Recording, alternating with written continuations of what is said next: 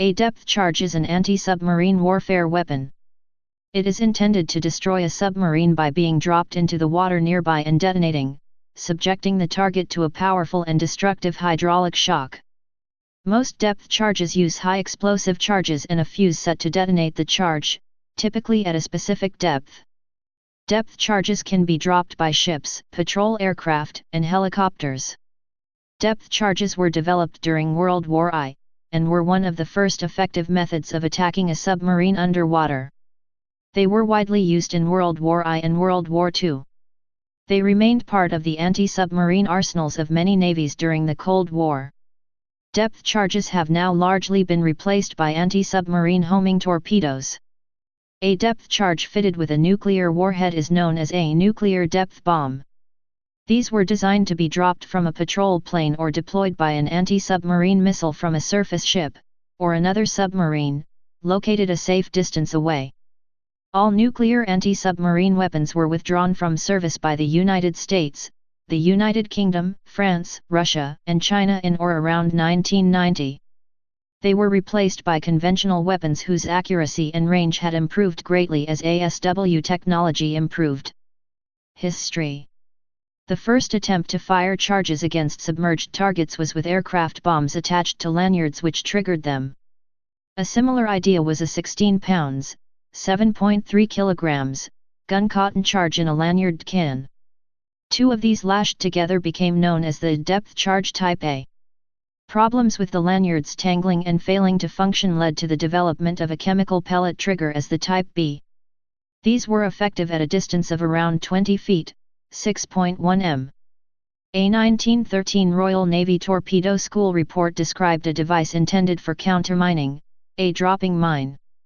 At Admiral John Jellicoe's request, the standard Mark II mine was fitted with a hydrostatic pistol, developed in 1914 by Thomas Firth and Sons of Sheffield, preset for 45 feet, 14 m, firing, to be launched from a stern platform. Weighing 1,150 pounds, 520 kilograms, and effective at 100 feet, 30 m, the cruiser mine was a potential hazard to the dropping ship. The design work was carried out by Herbert Tailor at the RN Torpedo and Mine School, HMS Vernon. The first effective depth charge, the Type D, became available in January 1916. It was a barrel-like casing containing a high explosive, usually TNT, but amytal was also used when TNT became scarce. There were initially two sizes Type D, with a 300 pounds, 140 kilograms, charge for fast ships, and Type D** with a 120 pounds, 54 kilograms, charge for ships too slow to leave the danger area before the more powerful charge detonated. A hydrostatic pistol actuated by water pressure at a pre-selected depth detonated the charge. Initial depth settings were 40 or 80 feet, 12 or 24 m. Because production could not keep up with demand, anti-submarine vessels initially carried only two depth charges, to be released from a chute at the stern of the ship. The first success was the sinking of U-68 off Kerry, Ireland, on March 22, 1916, by the Q-ship Farnborough. Germany became aware of the depth charge following unsuccessful attacks on U-67 on April 15, 1916, and U-69 on April 20, 1916. The only other submarines sunk by depth charge during 1916 were UC-19 and UB-29. Numbers of depth charges carried per ship increased to 4 in June 1917, to 6 in August, and 30 to 50 by 1918. The weight of charges and racks caused ship instability and less heavy guns and torpedo tubes were removed to compensate. Improved pistols allowed greater depth settings in 50-foot, 15-meter, increments, from 50 to 200 feet, 15 to 61 m. Even slower ships could safely use the Type D at below 100 feet, 30 m, and at 10 knots, 19 km per hour, 12 miles per hour, or more, so the relatively ineffective Type D** was withdrawn. Monthly use of depth charges increased from 100 to 300 per month during 1917 to an average of 1,745 per month during the last 6 months of World War I. The Type D could be detonated as deep as 300 feet, 91 m, by that date. By the war's end, 74,441 depth charges had been issued by the RN, and 16,451 fired, scoring 38 kills in all, and aiding in 140 more. The United States requested full working drawings of the device in March 1917. Having received them, Commander Fullenwider of the U.S. Bureau of Naval Ordnance and U.S. Navy engineer Minkler made some modifications and then patented it in the U.S. It has been argued that this was done to avoid paying the original inventor. The Royal Navy Type D depth charge was designated the Mark 7 in 1939. Initial sinking speed was 7 feet/s, 2.1 m/s, with a terminal velocity of 9.9 feet/s, 3.0 m/s, at a depth of 250 feet, 76 m, if rolled off the stern, or upon water contact from a depth charge thrower. Cast iron weights of 150 pounds, 68 kilograms, were attached to the Mark 7 at the end of 1940 to increase sinking velocity to 16.8 feet/s, 5.1 m/s. New hydrostatic pistols increased the maximum detonation depth to 900 feet, 270 m. The Mark 7's 290 pounds, 130 kilograms, amytal charge was estimated to be capable of splitting a 7/8-inch, 22 mm, submarine pressure hull at a distance of 20 feet, 6.1 m, and forcing the submarine to surface at twice that. The change of explosive to torpex, or minol, at the end of 1942 was estimated to increase those distances to 26 and 52 feet, 7.9 and 15.8 m.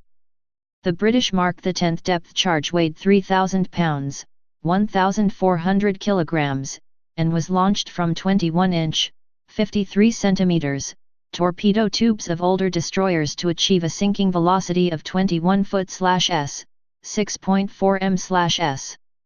The launching ship needed to clear the area at 11 knots to avoid damage, and the charge was seldom used. Only 32 were actually fired, and they were known to be troublesome. The teardrop-shaped United States Mark IX depth charge entered service in the spring of 1943. The charge was 200 pounds, 91 kilograms, of torpex with a sinking speed of 14.4 feet/s, 4.4 m/s, and depth settings of up to 600 feet, 180 m. Later versions increased depth to 1000 feet, 300 m, and sinking speed to 22.7 feet/s, 6.9 m/s, with increased weight and improved streamlining. Although the explosions of the standard United States 600 pounds, 270 kilograms, Mark IV and Mark VII depth charge used in World War II were nerve-wracking to the target, a U-boat's undamaged pressure hull would not rupture unless the charge detonated closer than about 15 feet, 4.6 m. Placing the weapon within this range was entirely a matter of chance and quite unlikely as the target maneuvered evasively during the attack. Most U-boats sunk by depth charges were destroyed by damage accumulated from a long barrage rather than by a single charge. Many survived hundreds of depth charges over a period of many hours. U-427 survived 678 depth charges fired against it in April 1945. Delivery mechanisms.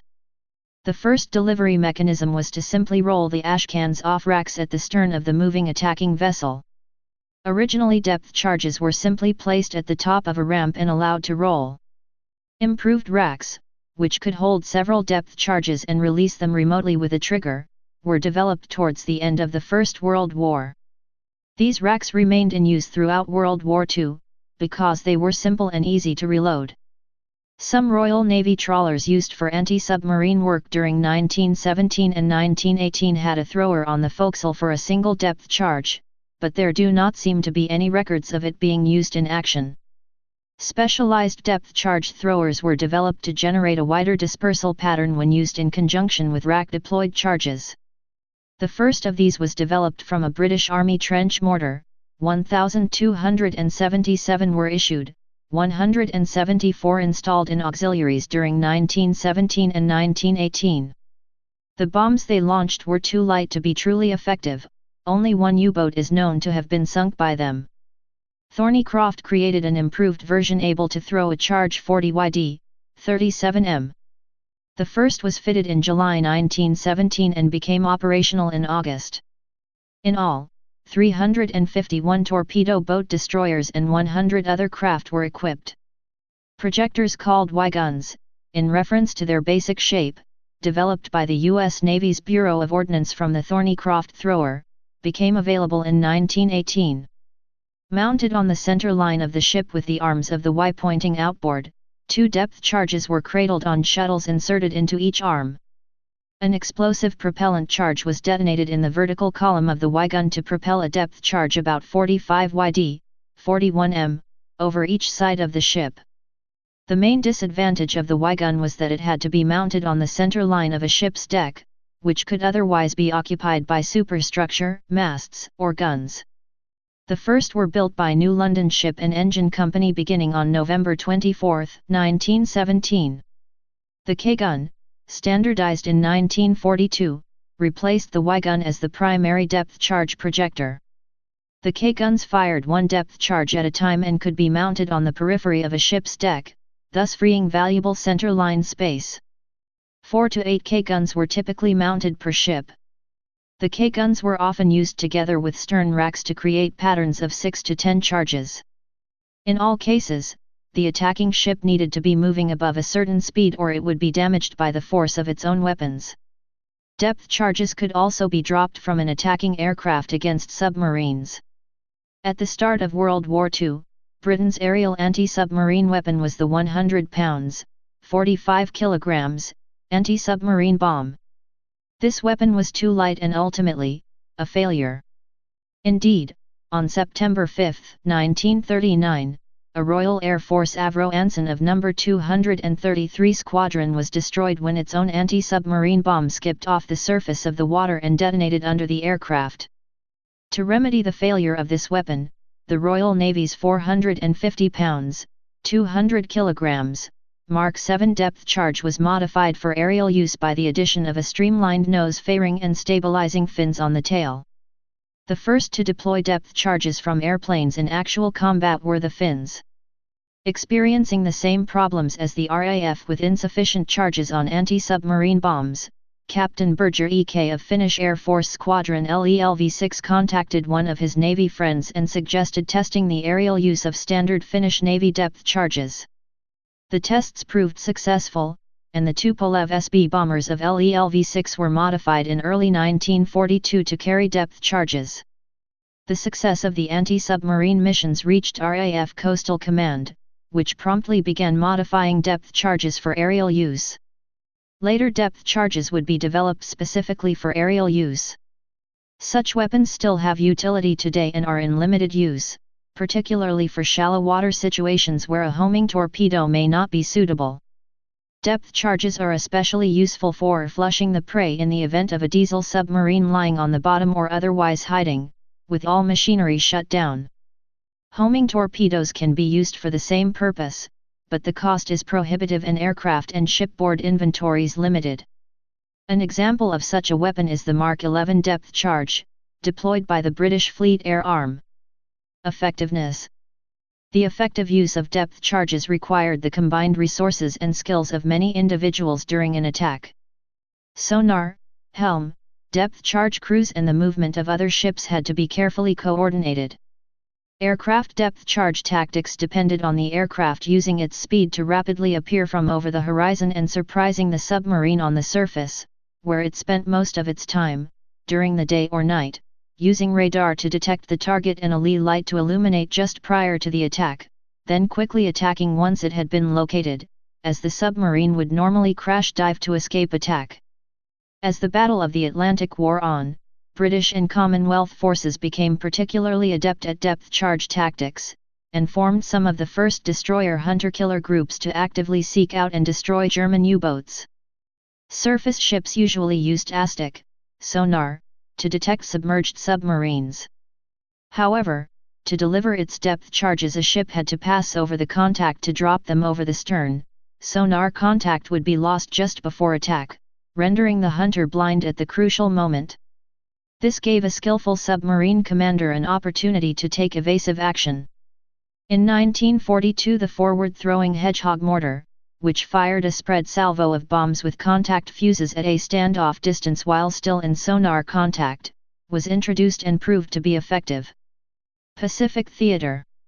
In the Pacific theater of World War II, Japanese depth charge attacks initially proved fairly unsuccessful against US and British submarines. Unless caught in shallow water, a submarine would just dive below the Japanese depth charge attack. The Japanese were unaware that the submarines could dive so deep. The old United States S-class submarines, 1918-1925, had a test depth of 200 feet, 61 m. The more modern fleetboat Salmon-class submarines, 1937, had a test depth of 250 feet, 76 m. The Gato-class submarines, 1940, were 300 feet, 91 m, and Balao-class submarines, 1943, were 400 feet, 120 m. In June 1943, the deficiencies of Japanese depth charge tactics were stupidly revealed in a press conference held by U.S. Congressman Andrew J. May, a member of the House Military Affairs Committee, who had visited the Pacific Theater and received many intelligence and operational briefings.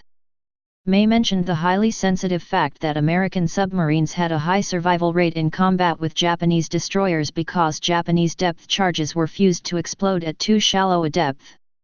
Various press associations reported the depth issue over their wires, and many newspapers, including one in Honolulu, Hawaii, published it.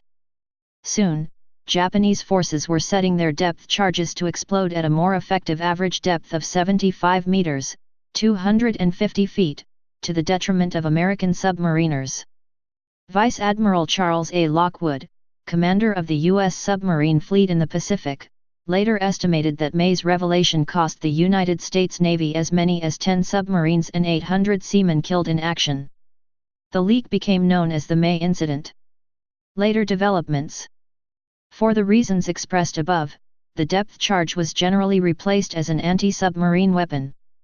Initially, this was by head-throwing weapons such as the British-developed Hedgehog and later Squid.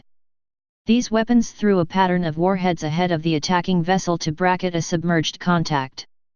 The Hedgehog was contact-fused, while the Squid fired a pattern of 3 large, 200 kilograms, depth charges with clockwork detonators. Later developments included the Mark 24 FIDO acoustic homing torpedo, and later such weapons, and the Subrock, which was armed with a nuclear depth charge.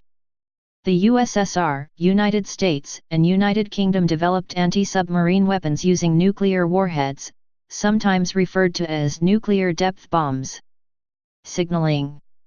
During the Cold War, when it was necessary to inform submarines of the other side that they had been detected but without actually launching an attack, low-power signaling depth charges, also called practice depth charges, were sometimes used, powerful enough to be detected when no other means of communication was possible, but not destructive. Underwater explosions. The high explosive in a depth charge undergoes a rapid chemical reaction at an approximate rate of 8,000 meters per second, 25,000 feet/s. The gaseous products of that reaction momentarily occupy the volume previously occupied by the solid explosive, but at very high pressure. This pressure is the source of the damage and is proportional to the explosive density and the square of the detonation velocity. A depth charge gas bubble expands to reach the pressure of the surrounding water. This gas expansion propagates a shock wave. The density difference of the expanding gas bubble from the surrounding water causes the bubble to rise toward the surface. Unless the explosion is shallow enough to vent the gas bubble to the atmosphere during its initial expansion, the momentum of water moving away from the gas bubble will create a gaseous void of lower pressure than the surrounding water. Surrounding water pressure then collapses the gas bubble with inward momentum, causing excess pressure within the gas bubble. Re-expansion of the gas bubble then propagates another potentially damaging shock wave. Cyclical expansion and contraction continues until the gas bubble vents to the atmosphere.